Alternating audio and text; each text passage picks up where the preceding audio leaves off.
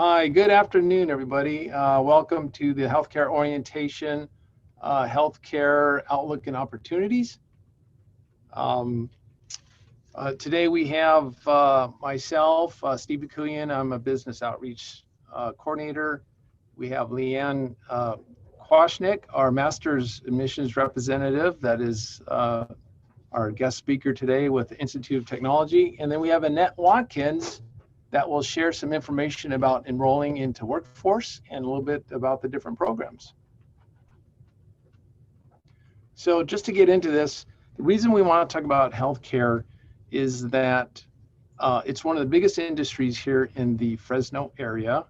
And if we look at this chart right here, it shows kind of the reasons why we're trying to get people into healthcare. So in the US, healthcare jobs have a 14% growth rate. It is the largest sector of any job sector. And here in the Fresno area, we were getting about 1,200 new jobs a year. So if you look at the graph of Fresno, you can see that there's 4,000 employers and over 1,400 job openings in our area. So growth here is really a big deal. So over the next 10 to 15 years, we see about a 20% growth in this industry. So we're encouraging people that are looking into this field to go ahead and start looking at it as a career. So here are some reasons for growth. One of them is our population growth. So California is growing, and Fresno as a county is also growing. More people that need healthcare services. We also have our aging population and the baby boomers. So to get into healthcare, there are a couple things that job seekers and people that are seeking education need to have to get in the field. So one of them is you have to get your high school diploma or a GED, 18 years of age, must pass a background check and also a drug screen. And some of the minimum requirements is having skills in math and reading. So the better you have these types of skills, the further you can go up in the career. Speaking of skills, when you're in healthcare, you're working with people. So some of the things that employers put on their job descriptions are things that you see here. So you'll see experience and demonstration of compassion. That means helping others, understanding others, and wanting to work with them so they can get care and and improve their health. Interpersonal skills, and that's really just working with others, sharing ideas, and being part of a team. You got to have good listening skills, and you have to be really, really patient. And lastly, is speaking skills. So in our area, a lot of our customers or people in healthcare, they're bilingual. So bilingual is definitely a big factor in a lot of the healthcare positions that we have.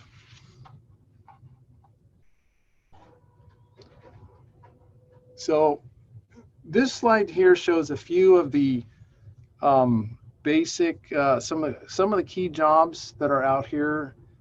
There's actually around 65 different healthcare type of jobs here in the Valley. But this just kind of highlights a couple of the different jobs that's out there.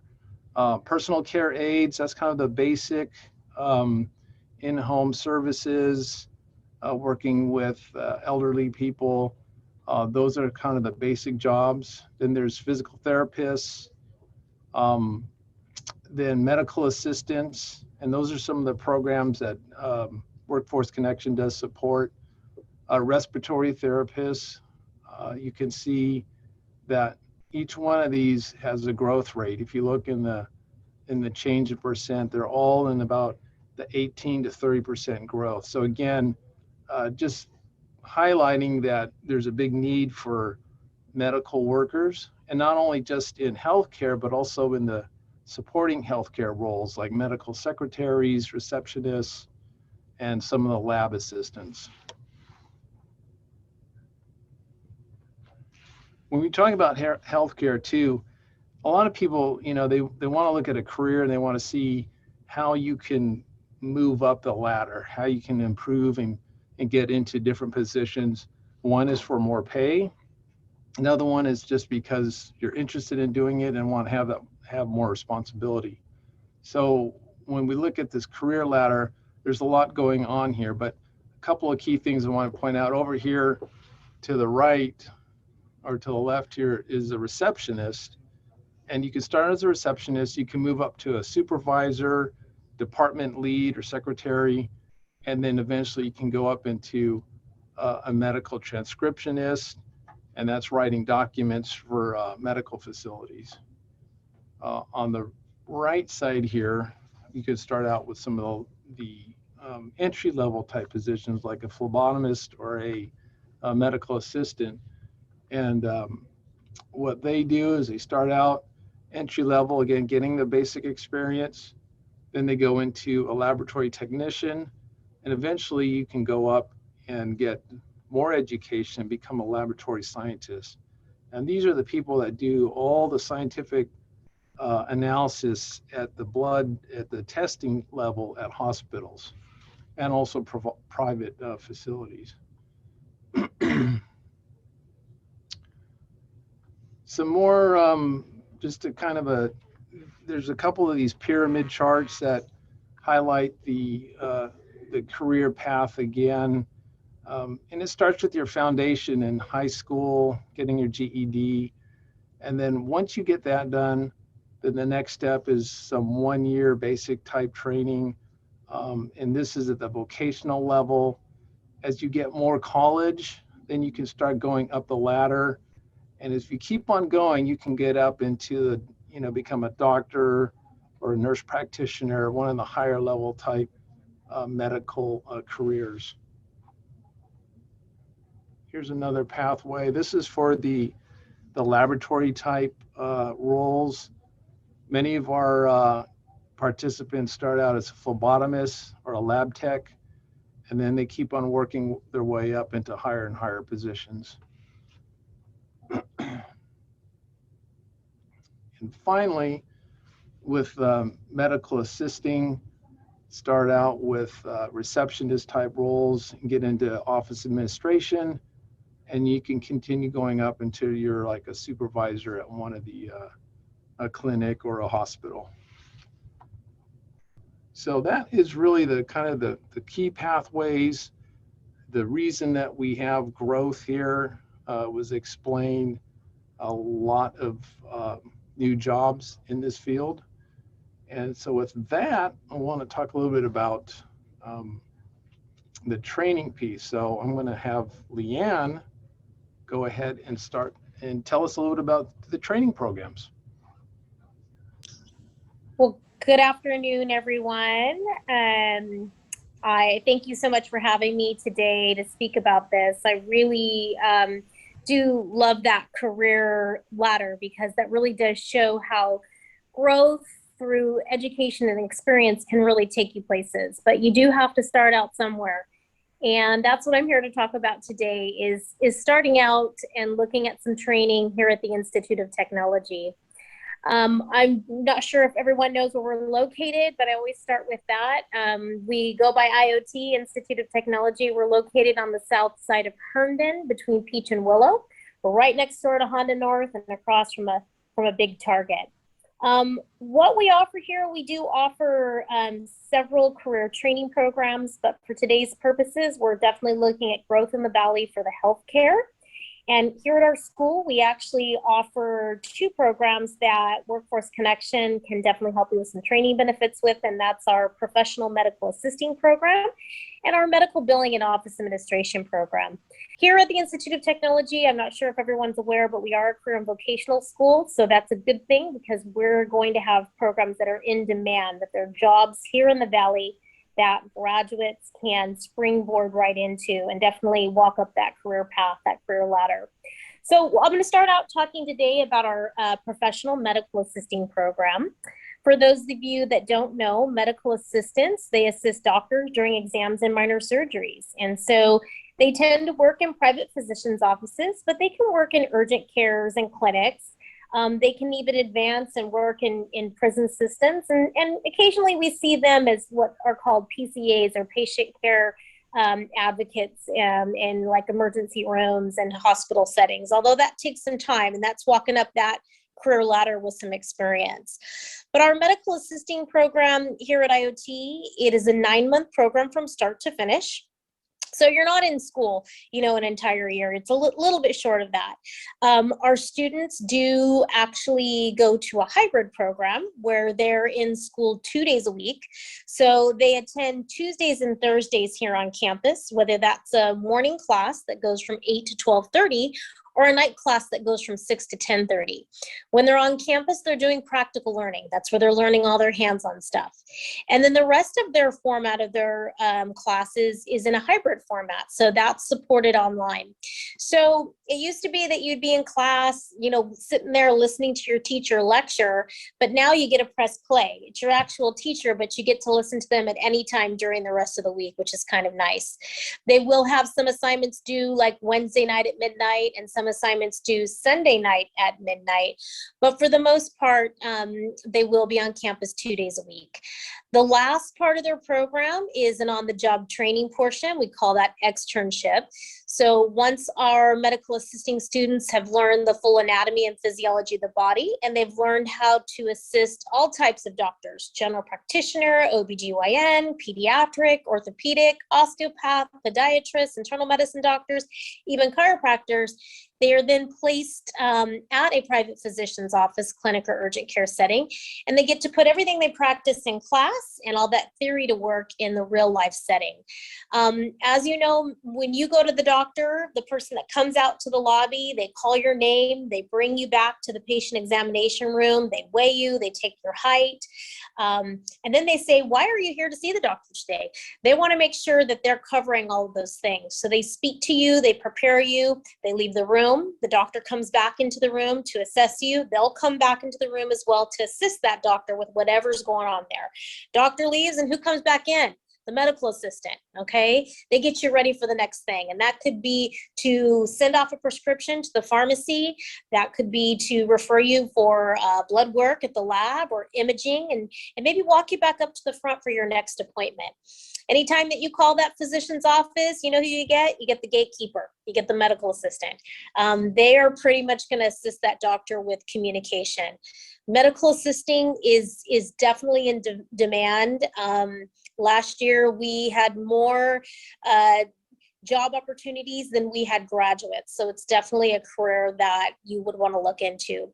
The reason we call our program professional medical assisting is because we encourage our students, and included in their total cost of the program is a voucher for them to take their RMA, which is called registered medical assistant. And that allows that medical assistant to be a medical assistant in all 50 of the United States. Legally in California, you don't have to have your RMA or have a certification in medical assisting, but they do exist, so we encourage that. So we not only want our students to get the education, get the experience through externship, but we do like to see that they do become registered, because that says a lot about their experience. Let's just say that you're thinking about the medical field. You're looking at the growth here in the Valley, but you might be shy about touching people, because you definitely have to do blood draws and injectables and touch people in medical assisting.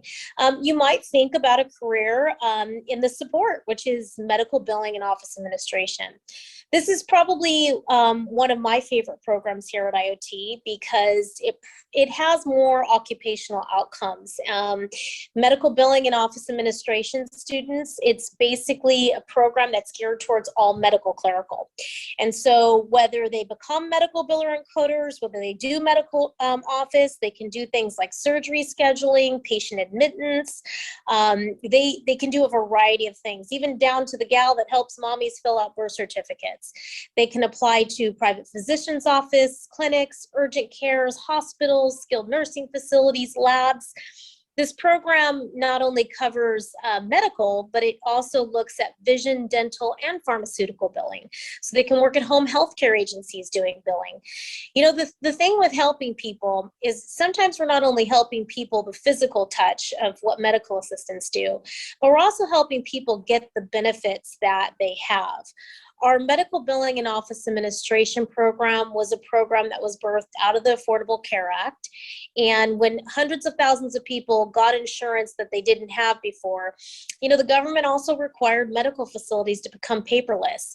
And what that did is it increased the jobs. It created more jobs, and it definitely created more clerical positions. This is a way that you're able to help people utilize their benefits so that they can get the health care to become healthier, you know, and to manage whatever that they have going on. This is a 9-month program from start to finish. Our students in this program do learn the full anatomy and physiology of the body, but they apply that towards insurance benefits and how that affects them. They also learn how to bill and code for all types of physicians. And by the time they're done with the program, they've done the full anatomy and physiology of the body, so they can also work in healthcare settings like skilled nursing facilities and hospitals, things where they basically treat for everything. They have an externship associated with this one as well. So the last 5 weeks of the program is 160 hours of on-the-job training. What's nice about medical billing and office administration is the majority of this work will be Monday through Friday, 8 to 5, and the majority of medical assisting will be too. So that's a nice entry-level career to get started into.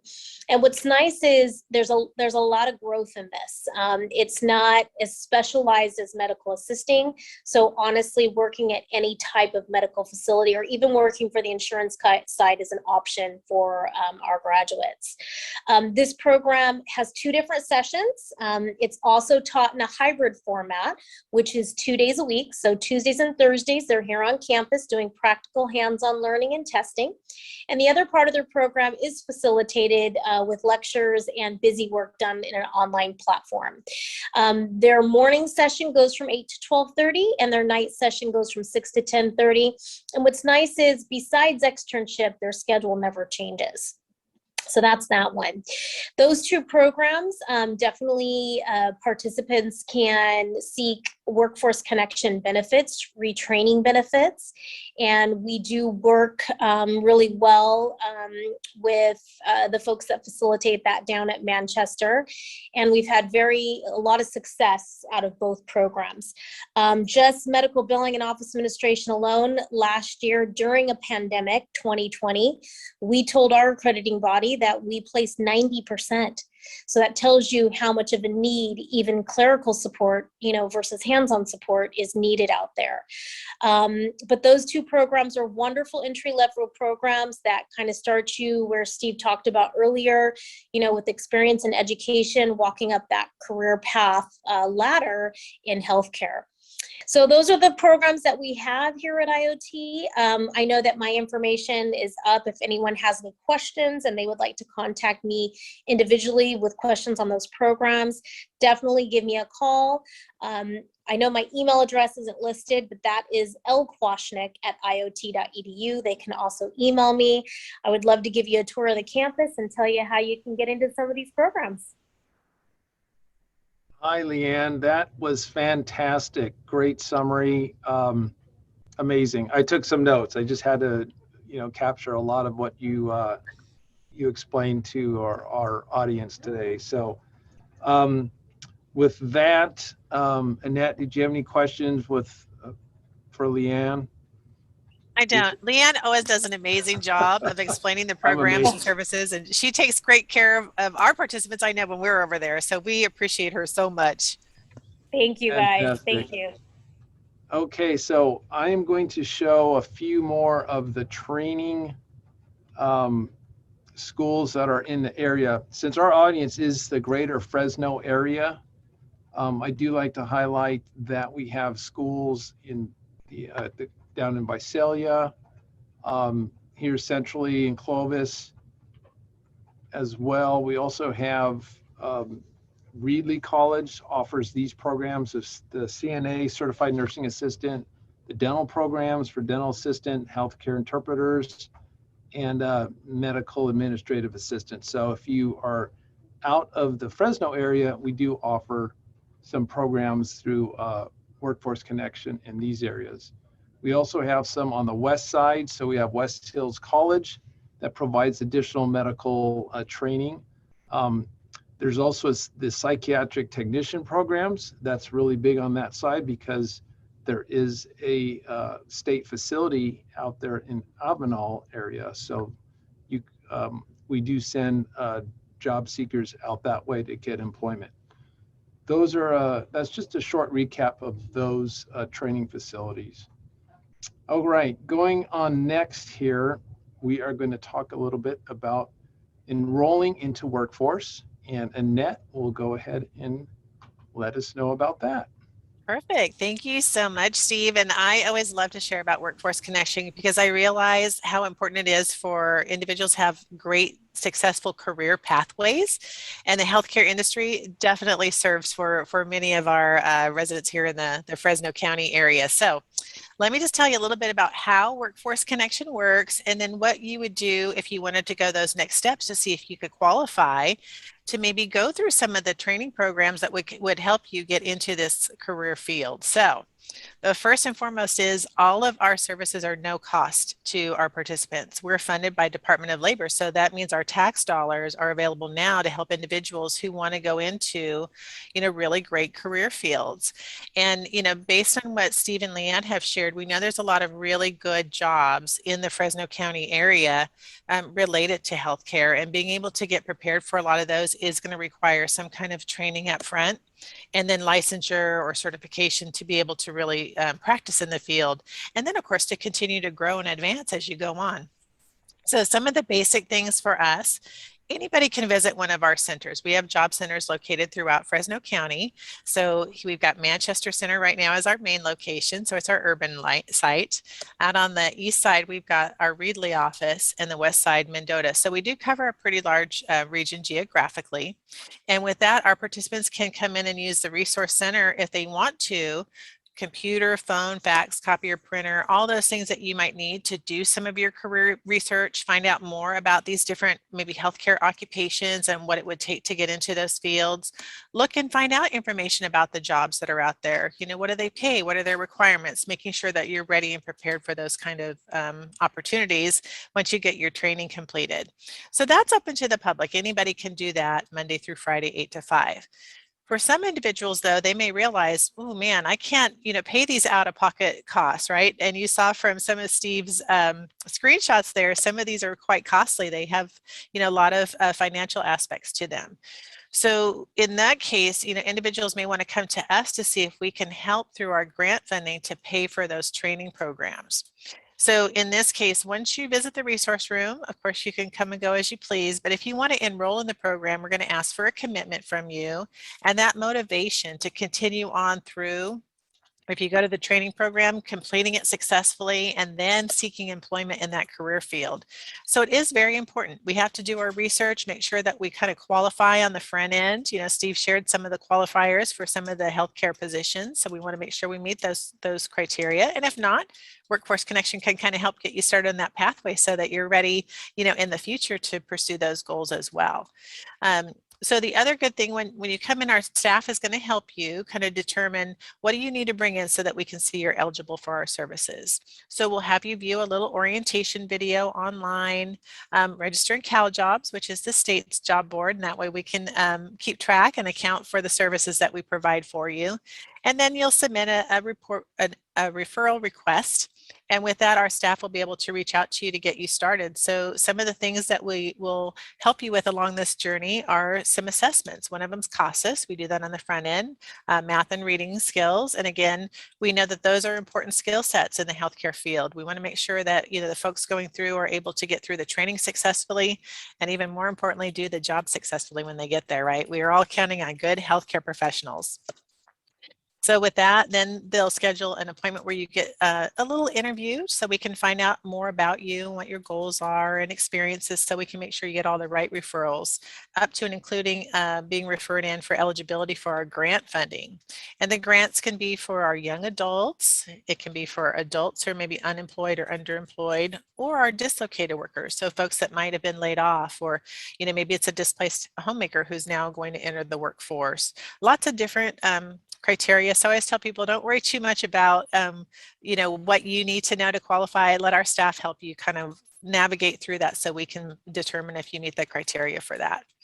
After you are eligible for the program services, then we can begin working with you individually. And it really is, it's helping you with all aspects to be successful with your job search efforts. So on the front end, we're going to work a lot on job readiness skills with some really great workshops, some additional career assessments that might help make a good informed choice for you about what's important to you in your workday.